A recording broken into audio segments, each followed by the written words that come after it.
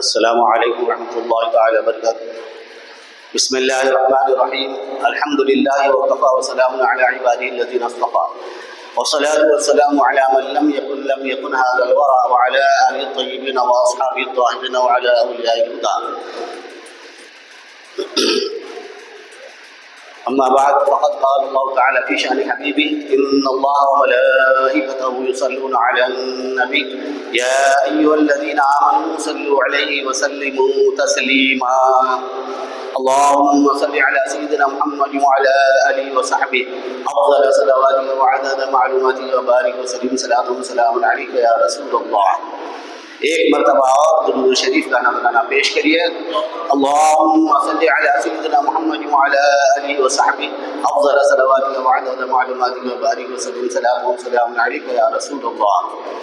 شیخ الاسلام والمسلمین بانی جامع نظامیہ امام اہل سنت اعلی حضرت مجدد دین و ملت الحبیب شاہ محمد المرتضی فاروق فضیلت جمع علیہ رحمت و رضوان ارشاد فرماتے ہیں، ہے درود پاک بھی ذکر شہر علی مقام، ہر طرح سے جس کا خالق کو منظور اہتمام، بھیجتا ہے وہ درود اس فخر عالم پر مدام، اور فرشتے دائماً مشغول ہے جس میں تمام۔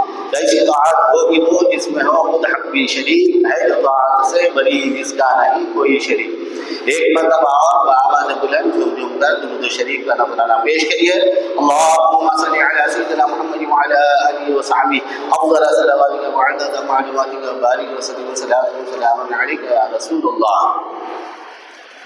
مطلوب سامعین اکرام، اللہ تعالی نے سب سے پہلے آپ کے اور ہمارے ساری کائنات کے آقا مولا محمد مصطفیٰ احمد مصطفیٰ صلی اللہ علیہ وسلم کے نور مبارک کو پیدا فرمایا۔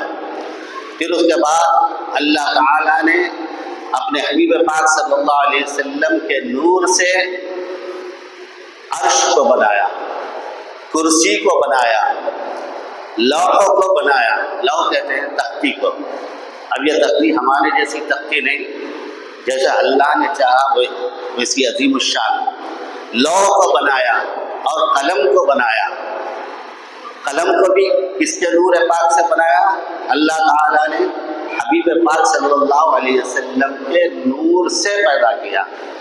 اب قلم کی یہ شان ہے کہ جو چاہے لکھتے جاتا ہے، تو قلم لکھنے کا ذریعہ ہے۔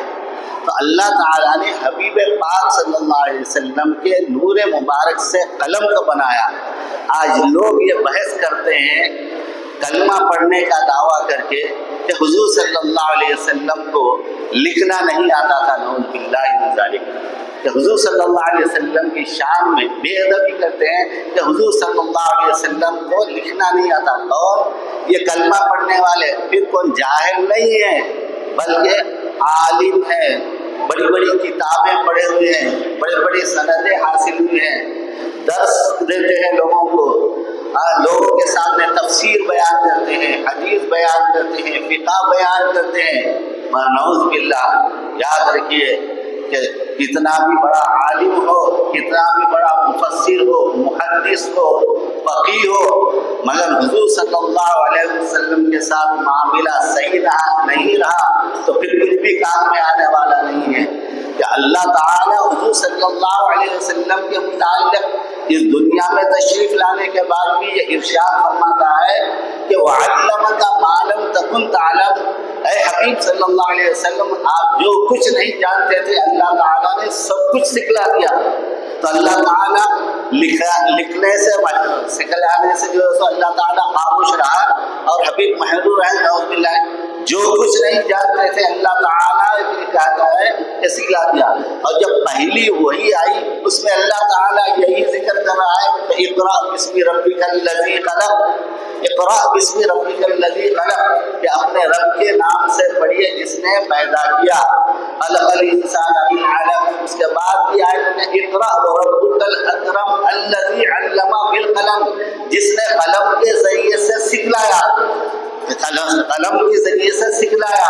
تو قلم کے ذریعے سکھلانے کا ذکر فرما رہا ہے اور ساتھ پورا کہہ رہا ہے اے حبیب آپ کو جو کچھ نہیں جانتے تھے ہم نے آپ کو سکھلا دیا۔ علم معالم ما کان و ما یکون ہے حضور صلی اللہ علیہ وسلم، جو کچھ ہو چکا، جو کچھ ہو رہا ہے، جو کچھ ہونے والا ہے سب کچھ اللہ تعالیٰ نے اپنے حبیب پاک صلی اللہ علیہ وسلم کو سکھلا دیا. اور سکھلانے کا ایک ذریعہ یہ بتا رہا ہے علمہ بالقلم کہ قلم کے ذریعے سے سکھلایا. جب حبیب کو سب کچھ سکھلا دیا تو حبیب پاک صلی اللہ علیہ وسلم نعوذ باللہ لکھنے سے محروم ہے.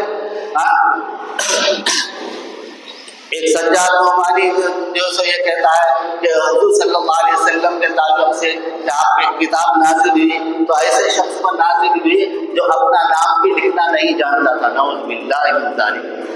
کیا ہو گیا ہے باہر کے گستاخ ایسے ہی بہت ہے. ایک طرف رام گیری ہے گمبا جہاں کا راجا سنگھ ہے, ایسے کتنے ہیں. مگر افسوس ہوتا ہے کہ کلمہ پڑھنے والے کلمہ کا دعویٰ کرنے والے وہ بھی حضور صلی اللہ علیہ وسلم کی شان میں بے ادبی اور گستاخی کر رہے ہیں.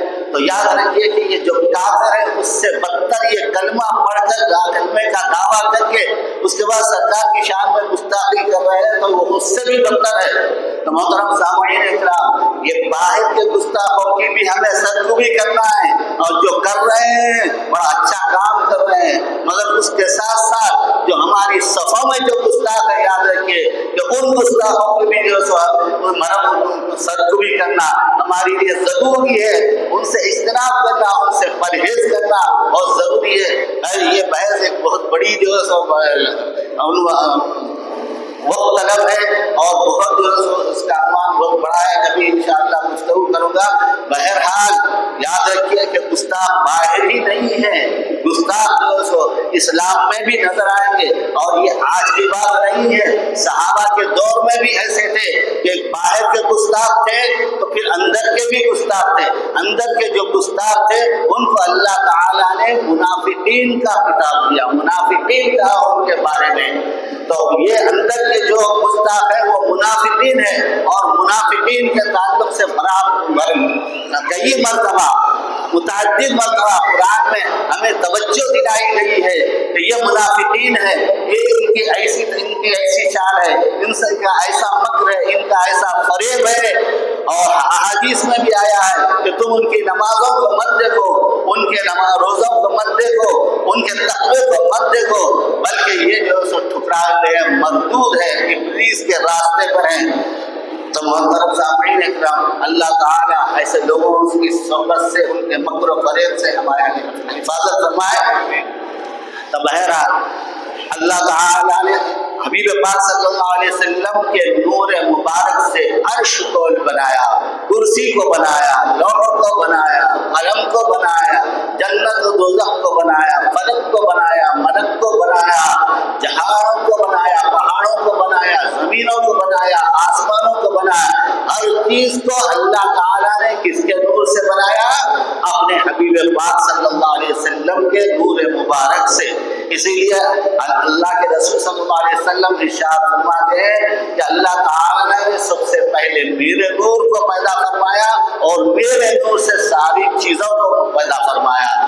محترم سامعین اکرام, اس کے بعد اللہ تعالیٰ نے قلم سے کہا اے قلم لکھ. تو قلم نے کہا عرض کیا یا اللہ کیا لکھوں؟ تو اللہ تعالیٰ نے ارشاد فرمایا لکھ بسم اللہ الرحمن الرحیم. تو قلم بسم اللہ الرحمن الرحیم لکھنے لگا. جب بسم اللہ اللہ کے نام پر قلم پہنچا, بسمی کے بعد اللہ کے نام پر پہنچا, تو اللہ کے نام کی ہیبت سے جلالت سے 700 سال تک قلم میں شگاف رہا, چرا ہوا رہا, دور رہا. اس کے بعد الرحمن الرحیم پر جب پہنچا تو پھر وہ شگاف مل گئے اللہ کے نام کے جلالت کی وجہ سے, اس کی بزرگی کی وجہ سے. اور ہم دیکھیں کتنی مرتبہ آسانی سے اللہ کا نام لیتے ہیں. یہ کس کے صدقے و طفیل میں؟ حضور صلی اللہ علیہ وسلم کے صدقے طفیل میں. اب اللہ تعالیٰ ارشاد فرماتا ہے کہ اے قلم گواہ ہے, اے قلم گواہ ہے کہ جو امتی میرے حبیب صلی اللہ علیہ وسلم کا, جو بھی امتی میرے حبیب محمد رسول اللہ صلی اللہ علیہ وسلم کا جو کوئی امتی ایک مرتبہ بسم اللہ الرحمن الرحیم پڑھنے گا تو اسے 700 سال کی عبادت کا ثواب عطا کروں گا. سبحان اللہ سبحان اللہ. یہ سب تمہارا کرم ہے آقا کہ بات اب تک بنی ہوئی ہے۔ اس کے بعد اللہ تعالیٰ نے قلم کو کہا لکھ، تو قلم نے لکھنے لگا انی انا اللہ لا الہ الا انا، کہ میں اللہ ہوں اور میرے سوا کوئی خدا نہیں ہے، میرے سوا کوئی الہ نہیں ہے۔